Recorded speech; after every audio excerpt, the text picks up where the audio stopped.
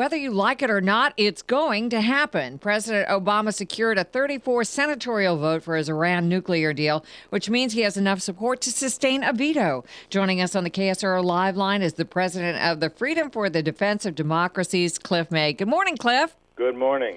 All right, now, we definitely are going to be covering this Iranian deal and the ramifications because it's very, very important. But there is a story that is breaking this morning at the Drudge Report that shows that, well, apparently, according to Radar Online, don't know if it's reliable or not, but there is a person out there claiming to be a computer specialist who's come forward with the stunning news that those 32,000 private emails that Hillary Clinton deleted, well, maybe not so much. They're up for sale for $500,000. What do you, just give me an initial take on your reaction to this. Well, listen, initial take is, as you say, Radar Online is a celebrity site with which I'm not very familiar, but if there's truth to this, Hillary Clinton's problems just got a lot worse than they've been, and they've been pretty bad all along. She has played fast and loose, it appears, with highly sensitive information. She followed rules that others don't have to follow and others get in big trouble for. It's not just the email on the server, it's also the Clinton Foundation and what it was up to, the people it employed, the people who worked for her who also had 2 and 3 and in one case 4 other jobs. Things are getting very bad right now as this comes out, and you really wonder how she allowed herself to get into a situation like this. Yes. I mean, you know, it doesn't take a rocket scientist to figure out that you need to have secure email if you are the Secretary of State. But all right, let's go back to the Iranian deal under the President Obama's administration. He has advocated for this deal. He says that if we didn't support it, that there was going to be war. What's your take on this? Well, the suspense is almost over, but there really never was any suspense going forward at any point if you understood what was happening. This is the most consequential national security arms limitation agreement of this century. It should have been a treaty. The president said, no, that's too cumbersome. I don't need a treaty. I'm going to make it an executive agreement.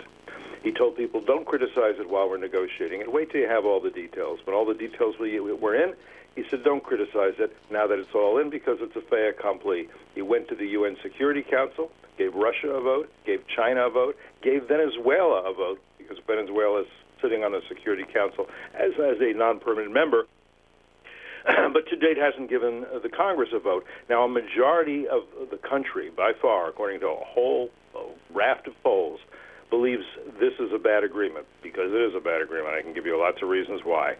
Nonetheless, although all the Republicans, I think, will vote to disapprove this agreement, Democrats have been arm-twisted, and most Democrats, certainly most in the Senate, there are 2 exceptions, and I don't think there are likely to be more, will vote to approve this agreement. It wouldn't really matter. People on the right saying, let's kill the deal, people on the left saying, don't kill the deal. If Congress disapproved it, and a majority of Congress will still disapprove it, a majority will, that doesn't mean the deal doesn't go through because Obama is doing this as an executive agreement under his authority. Even if you had a veto-proof majority, which there was never a realistic possibility, President Obama would say, I'm disappointed by that, but I've made a deal, and I'm going to go ahead with the deal. That's what he would have done, I'm sure of it, although, again, a veto-proof majority, 2/3 of the Senate, which is what you need to approve a treaty. He jiu-jitsu'd that, turned it on its head, and said, you need 2/3 to stop me. Go ahead and try. It was never possible. This is arguably one of the biggest things to come up in geopolitical treaties or whatever you want to call it in the last 10 years. But what ticks me off is that it's voted straight down party line. Democrats for it, Republicans against it. So we don't really know. We just know that it's politics. It's really not anything other than that. Well, I can see how it might look like that at this point. I do think that if you if you examine the agreement on the merits, I really think it's impossible to say, boy, this was a good deal that we got. It doesn't do what President Obama said this deal was going to do, which is... How do we know that for sure? We don't really know the details of the deal. Well, we know most of the details of the deal, except for the secret side agreements, which were not revealed by the administration. They were revealed because 2 members of Congress found out about them, and so we know there are 2 secret side agreements.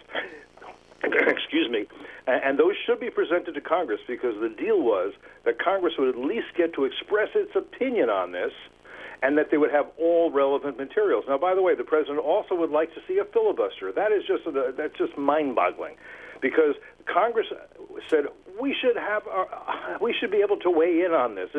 Some members of Congress said this should be a treaty, for goodness sake. And he said, no, but I'll let you have an opinion on it. So they passed a bill, the Iran Review Act, that said, okay, you at least get to express your approval or disapproval.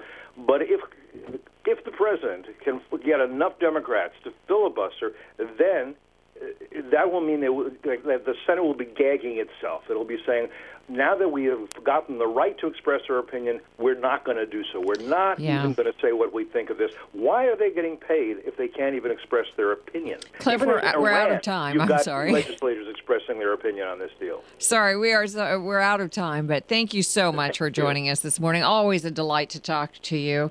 President of the Freedom for the Defense of Democracies, Cliff May, also a former New York Times journalist.